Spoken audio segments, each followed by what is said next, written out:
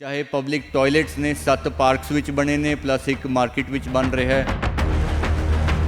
ਘਾਹ ਵੱਡਾ ਹੋ ਰਿਹਾ ਸੀ, ਉਹ ਸਾਰੀ ਬੈਕ ਸਰਵਿਸ ਲੇਨਸ ਦੁਆਰ ਤੋਂ ਪੱਕੀਆਂ ਹੋਣ ਜਾ ਰਹੀਆਂ ਨੇ।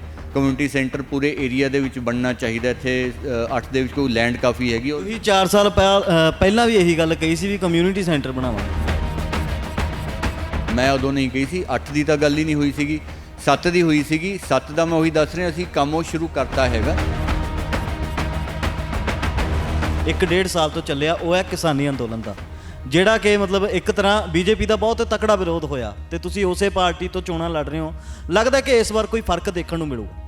ਦੇਖੋ ਜੀ, ਪ੍ਰਧਾਨ ਮੰਤਰੀ ਮੋਦੀ ਨੇ ਜਦੋਂ ਇਹ ਕਾਨੂੰਨ ਹੁਣੇ ਪਿੱਛੇ ਵਾਪਸ ਲਏ, ਉਹਨਾਂ ਨੇ ਬੜਾ ਸਪਸ਼ਟ ਕਿਹਾ। ਉਹਨਾਂ ਨੇ ਕਿਹਾ ਜੀ ਅਸੀਂ ਕਿਸਾਨ ਦੇ ਹਿੱਤ ਵਿੱਚ ਇਹ 3 ਕਾਨੂੰਨ ਲੈ ਕੇ ਆਂਦੇ ਸੀਗੇ, ਪਰ ਕਿਤੇ ਨਾ ਕਿਤੇ ਜੋ ਹੈ ਅਸੀਂ ਐਜ਼ ਸਰਕਾਰ ਐਜ਼ ਪਾਰਟੀ ਅਸੀਂ ਉਹਦੇ ਫਾਇਦੇ ਸਾਡੇ ਕਿਸਾਨ ਵੀਰਾਂ ਨੂੰ ਨਹੀਂ ਸਮਝਾ ਪਾਏ ਅੱਛੀ ਤਰ੍ਹਾਂ ਨਾਲ, ਜਿਸ ਕਰਕੇ ਜੇ ਉਹਨਾਂ ਦੀ ਡਿਮਾਂਡ ਸੀਗੀ, ਉਹਨਾਂ ਨੇ ਜੋ ਕਿਹਾ ਤੇ ਅਸੀਂ ਆਪਣਾ ਦੇਸ਼ ਦੇ ਹਿੱਤ ਵਿੱਚ ਉਹ ਕਿਸਾਨ ਕਾਨੂੰਨ ਵਾਪਸ ਲੈ ਲਏ ਤੇ ਸਾਡੇ ਕਿਸਾਨ ਵੀਰ ਬੜੇ ਖੁਸ਼ ਨੇ। ਮੈਂ ਤਾਂ ਜੀ ਮੇਰੀ ਲਿਸਟ ਐਡੀ ਕੁ ਲੰਬੀ ਹੈ, ਮੈਂ ਸੁਣਾਉਣ ਲੱਗ ਗਿਆ ਤੇ ਅੱਧਾ ਘੰਟਾ ਲਗਭਗ ਲੱਗ ਜਾਣਾ। ਪਰਮਾਤਮਾ ਤੇ ਪੂਰਾ ਵਿਸ਼ਵਾਸ ਹੈ। ਪਰਮਾਤਮਾ ਨੇ ਪਹਿਲਾਂ ਵੀ ਆਪਣਾ ਆਸ਼ੀਰਵਾਦ ਦਿੱਤਾ, ਇਸ ਵਾਰਡ ਦੇ ਸਾਰੇ ਜੋ ਸਾਡੇ ਰੈਜ਼ੀਡੈਂਟਸ ਨੇ ਉਹਨਾਂ ਨੇ ਆਸ਼ੀਰਵਾਦ ਦਿੱਤਾ। ਸਤਿ ਸ਼੍ਰੀ ਅਕਾਲ ਜੀ, ਮੈਂ ਪ੍ਰਦੀਪ ਧੀਮਾਨ ਤੇ ਤੁਸੀਂ ਦੇਖ ਰਹੇ ਹੋ ਵੌਇਸ ਆਫ ਪੰਜਾਬ ਟੀਵੀ। ਬਹੁਤ-ਬਹੁਤ ਸਵਾਗਤ ਹੈ ਤੁਹਾਡਾ ਸਾਡੀ ਖਾਸ ਪੇਸ਼ਕਸ਼ ਹੌਟ ਲਾਈਨਸ ਦੇ ਵਿੱਚ। ਤੇ ਚੰਡੀਗੜ੍ਹ ਦੇ ਵਿੱਚ ਇਸ ਵੇਲੇ ਐਮਸੀ ਇਲੈਕਸ਼ਨ ਦਾ ਮਾਹੌਲ ਜੋ ਹੈ ਉਹ ਪੂਰਾ ਗਰਮਾਇਆ ਹੋਇਆ ਹੈ ਤੇ ਅੱਜ ਨੋਮੀਨੇਸ਼ਨ ਭਰਨ ਦੀ ਆਖਰੀ ਤਰੀਕ ਹੈ। ਸਾਡੇ ਨਾਲ ਇਸ ਵੇਲੇ ਮੌਜੂਦ ਨੇ senior deputy mayor of Chandigarh Maheshinder Singh Sidhu ji. ਖਾਸ ਤੌਰ ਤੇ ਬਹੁਤ-ਬਹੁਤ ਸਵਾਗਤ ਕਰਦੇ ਹਾਂ ਸਰ ਤੁਹਾਡਾ। ਥੈਂਕ ਯੂ ਜੀ। ਸਾਰੇ ਵੌਇਸ ਆਫ ਪੰਜਾਬ ਦੇ ਆਡੀਅנס ਨੂੰ ਮੇਰਾ ਪਿਆਰ ਭਰਾ ਸਤਿ ਸ੍ਰੀ ਅਕਾਲ। ਤੇ ਸਰ ਨੋਮੀਨੇਸ਼ਨ ਭਰਨ ਜਾ ਰਹੇ ਹੋ, ਕੀ ਹੈ ਅੱਜ ਮਾਈਂਡ ਦੇ ਵਿੱਚ ਕੀ ਆ ਰਿਹਾ ਤੇ ਕੀ ਸੋਚ ਰੱਖਿਆ ਹੈ ਇਸ ਵਾਰ ਦੇ ਇਲੈਕਸ਼ਨ ਦੀ? ਪਰਮਾਤਮਾ ਤੇ ਪੂਰਾ ਵਿਸ਼ਵਾਸ ਹੈ। ਪਰਮਾਤਮਾ ਨੇ ਪਹਿਲਾਂ ਵੀ ਆਪਣਾ ਆਸ਼ੀਰਵਾਦ ਦਿੱਤਾ, ਇਸ ਵਾਰਡ ਦੇ ਸਾਰੇ ਜੋ ਸਾਡੇ ਰੈਜ਼ੀਡੈਂਟਸ ਨੇ ਉਹਨਾਂ ਨੇ ਆਸ਼ੀਰਵਾਦ ਦਿੱਤਾ। ਉਹਨਾਂ ਦੀ ਬਲੇਸਿੰਗਸ ਨਾਲ ਭਾਰਤੀ ਜਨਤਾ ਪਾਰਟੀ ਇਸ ਵਾਰਡ ਤੋਂ ਪਹਿਲਾਂ ਵੀ ਵਿਜयी ਹੋਈ ਸੀ ਤੇ ਮੈਨੂੰ ਪੂਰੀ ਉਮੀਦ ਹੈ ਅਸੀਂ 5 ਸਾਲ ਬਹੁਤ ਵਧੀਆ ਕੰਮ ਕੀਤਾ ਤੇ ਦੁਬਾਰਾ ਜੋ ਹੈ ਇਸ ਵਾਰਡ ਦੀ ਜੋ ਸਾਰੀ ਸਤਿਕਾਰਯੋਗ ਸਾਡੇ ਰੈਜ਼ੀਡੈਂਟਸ ਨੇ, ਵੋਟਰਸ ਨੇ, ਉਹ ਦੁਬਾਰਾ ਮੈਨੂੰ ਜੋ ਹੈ ਚੁਣ ਕੇ ਆਪਣਾ ਆਸ਼ੀਰਵਾਦ ਦੇ ਕੇ ਚੁਣ ਕੇ ਆਪਣਾ ਆਵਾਜ਼ ਬਣਾ ਕੇ ਮਿਊਨਿਸਪਲ ਕਾਰਪੋਰੇਸ਼ਨ ਵਿੱਚ ਭੇਜਣਗੇ ਜੀ। ਗੱਲ ਕਰੀਏ ਬੀਤੇ ਸਮੇਂ ਦੀ, ਰਿਪੋਰਟ ਕਾਰਡ ਦੇ ਵਿੱਚ ਕਿਹੜੀਆਂ-ਕਿਹੜੀਆਂ ਗੱਲਾਂ ਸ਼ਾਮਿਲ ਕਰੋਗੇ ਦੱਸਣ ਲੱਗੇ? ਮੈਂ ਤਾਂ ਜੀ ਮੇਰੀ ਲਿਸਟ ਐਡੀ ਕੁ ਲੰਬੀ ਹੈ, ਮੈਂ ਸੁਣਾਉਣ ਲੱਗ ਗਿਆ ਤੇ ਅੱਧਾ ਘੰਟਾ ਲਗਭਗ ਲੱਗ ਜਾਣਾ। ਮੈਂ ਤਾਂ ਈਵਨ ਸੈਕਟਰ ਵਾਈਜ਼ ਮੇਰੇ ਕੋਲ ਸਭ ਤੋਂ ਵੱਡਾ ਵਾਰਡ ਹੈ ਚੰਡੀਗੜ੍ਹ ਦਾ, ਮੌਜੂਦਾ ਜਿਹੜਾ ਵਾਰਡ ਨੰਬਰ 1 ਹੈ ਔਰ ਹੋਣ ਜਾ ਰਿਹਾ ਵਾਰਡ ਨੰਬਰ 2, ਜਿਹੜੀ ਹੁਣ ਇਲੈਕਸ਼ਨ ਆ ਰਹੀ ਹੈ, ਵਾਰਡਬੰਦੀ ਦੁਬਾਰਾ ਹੋਈ ਤਾਂ ਉਹਦੇ 'ਚ 11 ਸੈਕਟਰ ਆਉਂਦੇ ਨੇ, 1 ਤੋਂ ਲੈ ਕੇ 11। ਸਭ ਤੋਂ ਵੱਡਾ ਤੇ ਸਭ ਤੋਂ ਓਲਡੈਸਟ ਤੇ ਪੌਸ਼ ਲੋਕੈਲਿਟੀ ਆਪਾਂ ਕਹਿ ਸਕਦੇ ਹਾਂ ਚੰਡੀਗੜ੍ਹ ਦੀ। ਤੇ ਇਸ ਤਰ੍ਹਾਂ ਦੇ ਪੜ੍ਹੇ ਲਿਖੇ ਲੋਕ ਉਰੇ ਜੈਂਟਰੀ ਰਹਿੰਦੀ ਹੈਗੀ ਹੈ, ਉਹਨਾਂ ਨੂੰ ਮੈਂ ਰਿਪਰੈਜ਼ੈਂਟ ਕਰਦਾ ਹਾਂ। ਉਹਨਾਂ ਦੇ ਆਪਣੇ ਉਹਨਾਂ ਨੇ ਨੁਮਾਇੰਦਾ ਮੈਨੂੰ ਚੁਣਿਆ, ਮੈਨੂੰ ਉਹਨਾਂ ਨੇ ਇਸ ਲਾਇਕ ਸਮਝਿਆ ਤੇ ਮੈਂ ਸੈਕਟਰ ਵਾਈਜ਼ ਜੋ ਹੈ ਆਪਣੀ ਹੁਣ ਇੱਕ ਬਣਾਇਆ ਹੈ ਰਿਪੋਰਟ ਕਾਰਡ ਹਰ ਸੈਕਟਰ ਦਾ, ਕਿਉਂਕਿ ਉਹ ਐਡੀ ਵੱਡੀ ਕਿਤਾਬ ਬਣ ਗਈ ਸੀਗੀ ਜੇ ਮੈਂ ਪੂਰੇ ਸਾਰੇ ਇੱਕੋ ਹੀ ਉਹ 'ਚ ਰੱਖਦਾ। ਸੋ ਆਈ ਮੇਡ ਸੈਕਟਰ ਵਾਈਜ਼ ਥਿੰਗ ਤੇ ਉਹਦੇ 'ਚ ਚਾਹੇ ਓਪਨ ਏਅਰ ਜਿਮ ਨੇ 15 ਲੱਗੇ ਨੇ, ਚਾਹੇ ਪਬਲਿਕ ਟਾਇਲਟਸ ਨੇ 7 ਪਾਰਕਸ ਵਿੱਚ ਬਣੇ ਨੇ ਪਲੱਸ ਇੱਕ ਮਾਰਕੀਟ ਵਿੱਚ ਬਣ ਰਿਹਾ ਹੈ। ਬੈਕ ਸਰਵਿਸ ਲੇਨਸ ਦੀ ਗੱਲ ਹੋਵੇ, 3 ਕਰੋੜ ਦਾ ਏਜੰਡਾ ਸੀ। ਸਾਰੀ ਬੈਕ ਸਰਵਿਸ ਲੇਨ ਜੋ ਕਿ ਬਹੁਤ ਪਹਿਲਾਂ ਤੋਂ ਬਣੀਆਂ ਹੋਈਆਂ ਟੁੱਟ ਰਹੀਆਂ ਸੀਗੀਆਂ, ਘਾਹ ਵੱਡਾ ਹੋ ਰਿਹਾ ਸੀ, ਉਹ ਸਾਰੀ ਬੈਕ ਸਰਵਿਸ ਲੇਨਸ ਦੁਆਰ ਤੋਂ ਪੱਕੀਆਂ ਹੋਣ ਜਾ ਰਹੀਆਂ ਨੇ। ਸਾਰੀ ਸੜਕਾਂ ਦੀ ਰੀਕਾਰਪੇਟਿੰਗ ਹੋ ਚੁੱਕੀ ਹੈ। ਜਗ੍ਹਾ ਓਪਨ ਏਅਰ ਜਿਮ ਜਿਵੇਂ ਦੱਸਿਆ, ਵਾਕਿੰਗ ਟਰੈਕਸ ਬਣ ਰਹੇ ਪਾਰਕਸ ਦੇ ਵਿੱਚ, ਨਵੀਆਂ ਗ੍ਰੀਨ ਬੈਲਟਸ ਡਿਵੈਲਪ ਹੋਈਆਂ 3 ਔਰ ਇੱਕ 10 ਸੈਕਟਰ ਜੋ ਹੈ ਬਹੁਤ ਵਧੀਆ ਇੱਕ ਨਵੀਂ ਬਣਨ ਜਾ ਰਹੀ ਹੈ, ਉਹਦਾ ਪ੍ਰਪੋਜ਼ਲ ਪਾਸ ਹੋ ਚੁੱਕਿਆ ਹੈਗਾ। ਸੋ ਮੈਂ ਐਡੀ ਕੁ ਲੰਬੀ ਲਿਸਟ ਹੈ ਜੀ ਮੇਰੀ ਕਿ ਮੈਂ ਮਤਲਬ ਤੁਹਾਨੂੰ ਮੈਂ ਜੇ ਦੱਸਣ ਲੱਗਾ ਤੇ ਬਹੁਤ ਟਾਈਮ ਤੁਹਾਡਾ ਲੱਗ ਜਾਣਾ ਹੈ ਜੀ। ਅੱਛਾ, ਕਿਹੜੇ ਕੰਮ ਜਿਹੜੇ ਤੁਹਾਡੀ ਲਿਸਟ ਦੇ ਵਿੱਚ ਹਾਲੇ ਤੱਕ ਹੋਏ ਨਹੀਂ ਤੁਸੀਂ ਹੁਣ ਕਰਨੇ ਆ? ਮੈਂ ਜੀ ਕਮਿਊਨਿਟੀ ਸੈਂਟਰਸ ਦੀ ਉਰੇ ਇੱਕ ਸੈਕਟਰ 7 ਦੀ ਬੜੀ ਪੁਰਾਣੀ ਡਿਮਾਂਡ ਸੀਗੀ, ਉਹਦੇ ਵਾਸਤੇ ਮੈਂ ਲੱਗਿਆ ਰਿਹਾ, ਲੇਕਿਨ ਉਹ ਜਿਹੜੀ ਉਹਦੀ ਜਗ੍ਹਾ ਹੈ ਜਿੱਥੇ ਉਹ ਨਿਰਧਾਰਿਤ ਸਥਾਨ ਹੈ ਜਿੱਥੇ ਉਹ ਬਣਨਾ ਹੈਗਾ ਪਲੈਨਿੰਗ ਦੇ ਵਿੱਚ, ਉਹ CPWD ਏਰੀਆ ਹੈ ਜੋ ਕਿ ਨਾ ਪ੍ਰਸ਼ਾਸਨ ਦੇ ਅੰਡਰ ਹੈ ਨਾ ਕਾਰਪੋਰੇਸ਼ਨ ਦੇ ਅੰਡਰ ਹੈ, ਉਹ ਸੈਂਟਰ ਦੇ PWD ਮਹਿਕਮੇ ਦੇ ਅੰਡਰ ਹੈਗਾ। ਤਾਂ ਮੈਂ ਪਿਛਲੇ 5 ਸਾਲ ਉਹਨੂੰ ਵੀ ਕਰੋਨਾ ਕਾਲ ਵੀ ਆ ਗਿਆ, ਲੇਕਿਨ ਉਸ ਦੇ ਬਾਵਜੂਦ ਮੈਂ ਸਾਡੇ ਸੰਸਦ ਕਿਰਨ ਖੇਰ ਜੀ, ਉਹਨਾਂ ਨੇ ਬਹੁਤ ਹਮੇਸ਼ਾ ਹਰੇਕ ਚੀਜ਼ ਨੂੰ ਉਹ ਵੀ ਸਾਥ ਦਿੰਦੇ ਨੇ ਔਰ ਕਰਦੇ ਨੇ ਸ਼ਹਿਰ ਵਾਸਤੇ। ਤਾਂ ਉਹਨਾਂ ਦੇ ਮਾਧਿਅਮ ਨਾਲ ਮੈਂ ਚਿੱਠੀਆਂ ਲਿਖ ਕੇ ਜਿਹੜੇ ਕੇਂਦਰੀ ਮੰਤਰੀ ਨੇ ਅਰਬਨ ਡਿਵੈਲਪਮੈਂਟ ਮਿਨਿਸਟਰੀ, ਕਿਉਂਕਿ ਉਹਨਾਂ ਦੇ ਅੰਡਰ ਆਉਂਦਾ ਹੈਗਾ, ਉਹ ਇਹ ਫਾਈਲ ਮੂਵ ਕੀਤੀ, ਜੋ ਕਿ ਕਦੇ ਉੱਦਾਂ ਹੋਣਾ ਨਹੀਂ ਸੀਗਾ।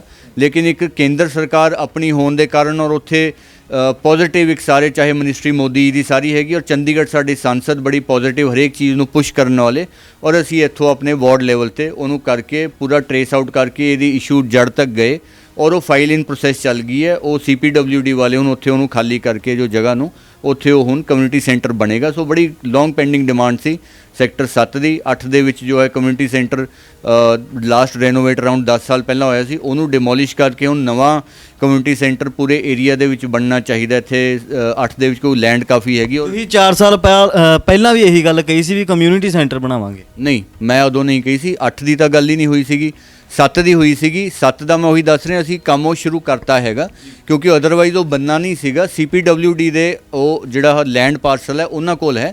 ਅਸੀਂ ਉਹ ਬਹੁਤ ਐਡਵਾਂਸ ਸਟੇਜ ਪਹੁੰਚ ਚੁੱਕੇ ਹਾਂ। ਉਹਨਾਂ ਦੇ ਲਗਭਗ ਹੁਣ ਤਾਂ ਨਕਸ਼ੇ ਪਾਸਿੰਗ ਵਾਸਤੇ ਉਹਨਾਂ ਨੇ ਮੇਰੇ ਖਿਆਲ ਸ਼ਾਇਦ ਇਹਦੇ ਭੇਜੇ ਹੋਏ ਨੇ CAUT ਕੋਲ, CPWD ਨੇ, ਕਿਉਂਕਿ ਉਹਨਾਂ ਨੇ ਕੰਸਟਰਕਟ ਕਰਨਾ ਹੈ।